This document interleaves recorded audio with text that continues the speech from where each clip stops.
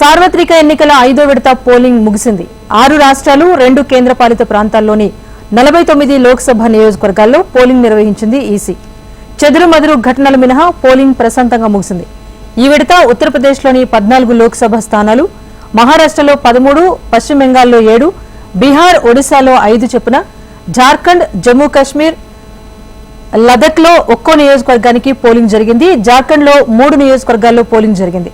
సాయంత్రం 5 గంటల వరకు 56.68% పోలింగ్ నమోదైనట్టుగా ఈసీ తెలిపింది.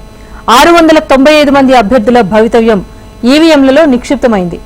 5 విడతల్లో కలిపి మొత్తం 428 స్థానాలకు పోలింగ్ పూర్తయింది. మరో 115 స్థానాలకు పోలింగ్ జరగాల్సి ఉంది. ఈ నెల 25న 6వ విడత, జూన్ 1న చివరి విడత పోలింగ్ ను ఈసీ నిర్వహించనుంది. జూన్ 4న సార్వత్రిక ఎన్నికల ఫలితాలను ఈసీ వెల్లడించనుంది. ఈ విడతలో కాంగ్రెస్ అగ్రనేత రాహుల్ గాంధీ రాయ్బరేలీ నుంచి పోటీలో ఉన్నారు.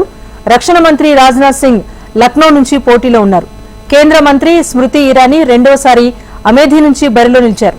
ఆర్జేడీ అధినేత, బీహార్ మాజీ సీఎం లాలూ ప్రసాద్ కుమార్తె రోహిణి ఆచార్య సరణ్ లోక్సభ స్థానం నుంచి బరిలో ఉన్నారు. ఇక నేషనల్ కాన్ఫరెన్స్ ఉపాధ్యక్షుడు ఉమర్ అబ్దుల్లా జమ్మూ కాశ్మీర్ బారాముల్లా నుంచి పోటీ చేస్తున్నారు. ఇదే అంశానికి సంబంధించి అప్డేట్ ఢిల్లీ నుంచి మా ప్రతినిధి శిరీష్ అందిస్తారు. శిరీష్, చెప్పండి, 5వ విడత పోలింగ్ ముగిసినట్టేనా? ఎంత శాతం పోలింగ్ నమోదైంది? వివరాలేంటి? రాజేశ్వరి, ఉదయం 7 గంటల నుంచి సాయంత్రం 6 గంటల వరకు కూడా పోలింగ్ అనేది కూడా జరిగింది. కొద్దిసేపు క్రితమే పోలింగ్ ముగిసింది. ఇంకా క్యూ లైన్లలో చాలా మంది కూడా ఉన్నారు కాబట్టి వాళ్లకు ఓటు వేసే అవకాశాన్ని కల్పిస్తున్నారు.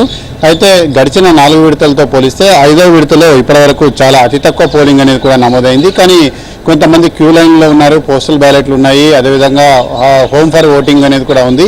వీటన్నిటికి సంబంధించిన లెక్కలన్నీ కూడా కలిపిన తర్వాత కొంత పోలింగ్ పర్సెంటేజ్ అనేది కూడా పెరిగే అవకాశాలు ఉన్నప్పటికీ మరి 60% దాటుతుందా లేదా అనేది కూడా చూడాలి.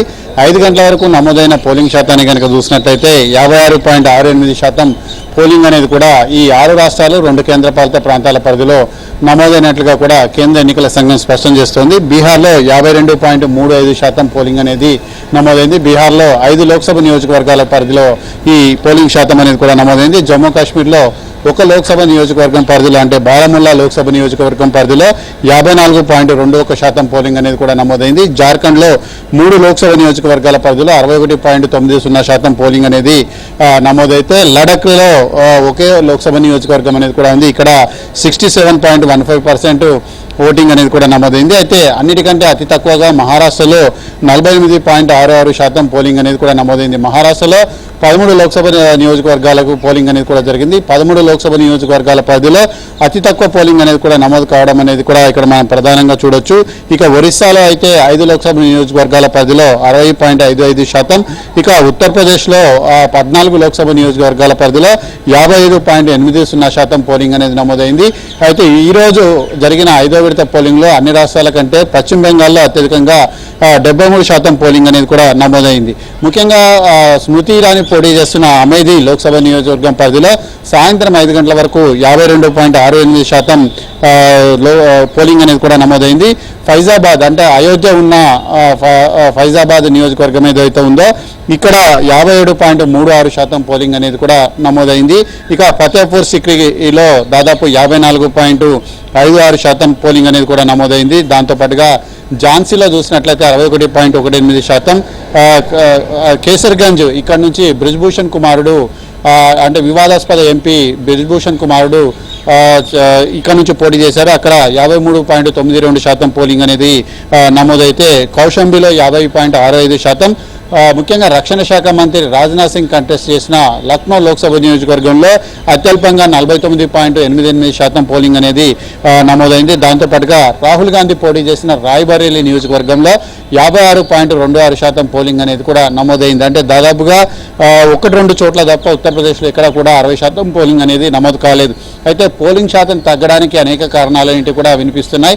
అయితే గత వారం 10 రోజులుగా దేశవ్యాప్తంగా ఎండల తీవ్రత అనేది కూడా ఎక్కువగా ఉంది. ముఖ్యంగా ఉత్తర భారతదేశం భారతదేశంలో ఈ ఎన్నికలు జరిగిన ఉత్తర భారతదేశంలో ఎండల తీవ్రత అనేది కూడా సాధారణ స్థాయి కంటే ఎక్కువ ఉండడం, వడగాలులన్నిటి కూడా వీయడంతో కూడా చాలామంది ఓటర్లు ఇళ్లలో నుంచి బయటకు వచ్చేందుకు జంకారు. ఇది ప్రధాన కారణం అని చెప్పేసి కూడా పలు రాజకీయ పార్టీలు కూడా అంచనా వేస్తున్నాయి. కేంద్ర ఎన్నికల సంఘం ఎన్ని ఏర్పాట్లు చేశామని చెప్తున్నప్పటికీ కూడా ఓటర్లు ఓటింగ్ కేంద్రాలకు రాకపోవడానికి ఇదే ప్రధాన కారణంగా కూడా రాజకీయ పార్టీలు కూడా చర్చించుకుంటున్నాయి. Rajeshwari. Right, thank you Sirish.